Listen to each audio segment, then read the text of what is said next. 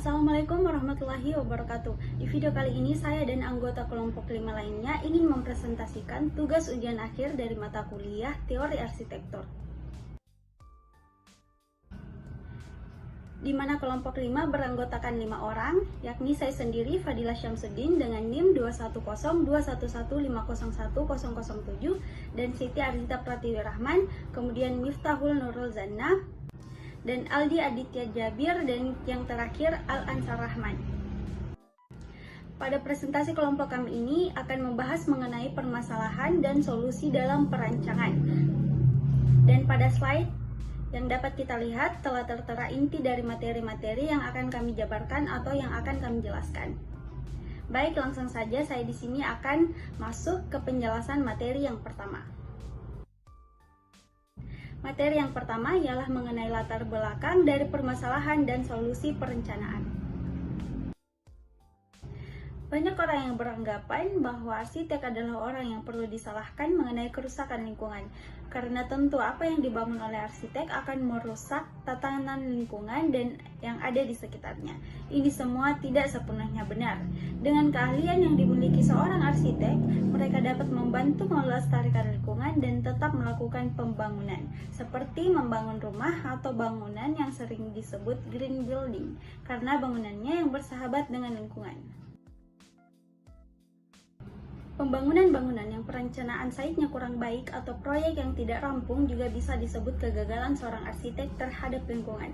Bangunan dengan perencanaan yang kurang baik dapat mengakibatkan gedung yang tidak berfungsi optimal. Suatu bangunan membutuhkan lokasi yang strategis agar manusia yang menggunakannya dapat dengan mudah mengaksesnya. Bangunan yang lokasinya sulit dicapai akan menyebabkan pengguna bangunan kesulitan dan akhirnya enggan menggunakannya, dan ini berakibat bangunan menjadi tidak berfungsi secara optimal. Ini sama saja dengan pembangunan yang boros. Lahan yang seharusnya bisa menjadi lahan terbuka hijau yang lebih bermanfaat bagi bumi justru menjadi lahan dari bangunan yang usang dan tidak terpakai. Baik, di sini saya akan melanjutkan materi yang kedua, yaitu permasalahan desain. Penemuan permasalahan dan gagasan dalam sebuah perancangan dapat dilakukan melalui beberapa hal. Yang pertama yaitu kita bisa melakukan observasi produk di pasar. Yang kedua, kita bisa melihat produk apa saja yang paling diminati oleh konsumen. Yang ketiga, kita bisa mensurvei produk apa saja yang tidak diminati konsumen. Yang keempat, kita bisa melihat produk apa saja yang banyak dibutuhkan oleh konsumen di pasaran. Yang kelima, produk apa saja yang sudah mulai ditinggalkan konsumen. Yang keenam, produk apa saja yang sudah dimodifikasi oleh konsumen. Yang kedua yaitu interpretasi terhadap kebutuhan mendatang, dilakukan dengan cara eksperimentasi dengan redesign produk yang mulai ditinggalkan, dibutuhkan, dan dimodifikasi oleh konsumen.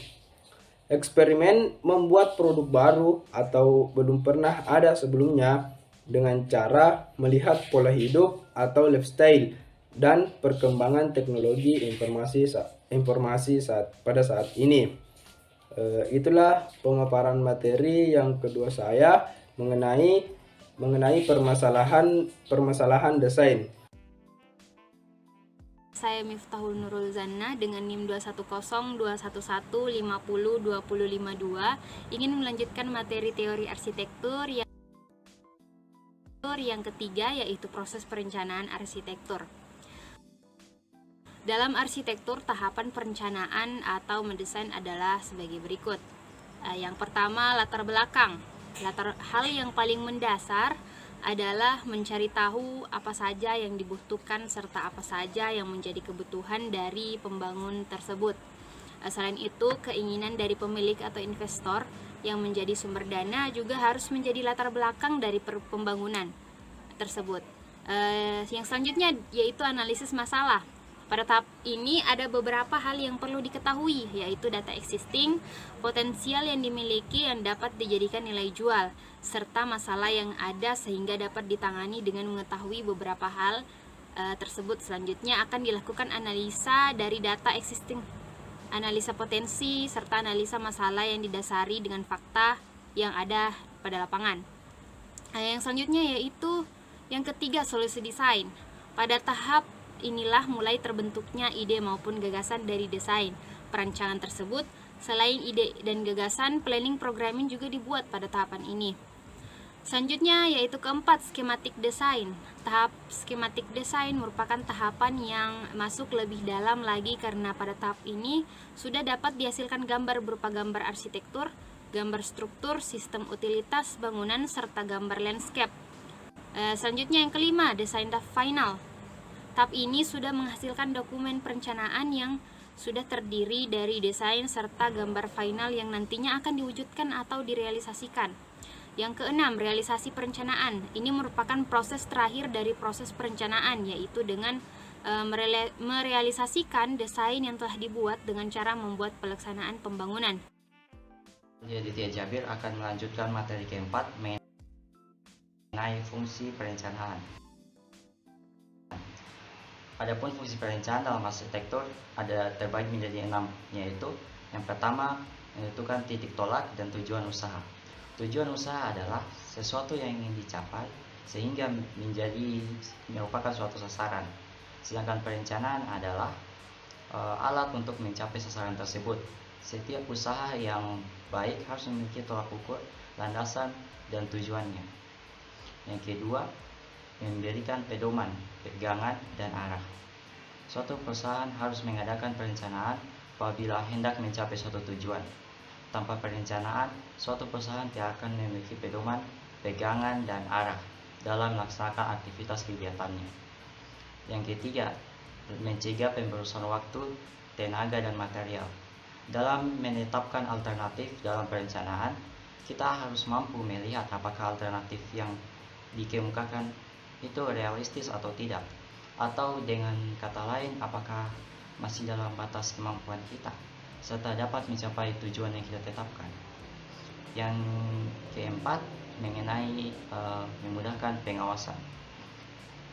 Dengan adanya planning, kita dapat mengetahui penyelewengan yang terjadi karena planning merupakan pedoman dan patokan dalam melakukan suatu usaha. Agar dapat membuat perencanaan yang baik, maka manajer memerlukan data-data yang lengkap, dapat dipercaya secara aktual. Yang kelima, tentang kemampuan evaluasi yang teratur. Dengan adanya planning, kita dapat mengetahui apakah usaha yang kita lakukan sesuai dengan tujuan yang ingin kita capai atau tidak, sehingga tidak terjadi under planning atau over planning.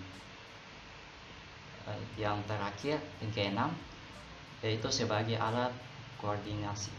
Perencanaan dalam suatu perusahaan kadang-kadang begitu kompleks karena untuk perencanaan tersebut meliputi berbagai bidang di mana tanpa koordinasi yang baik dapat menimbulkan benturan-benturan yang akibatnya dapat cukup parah.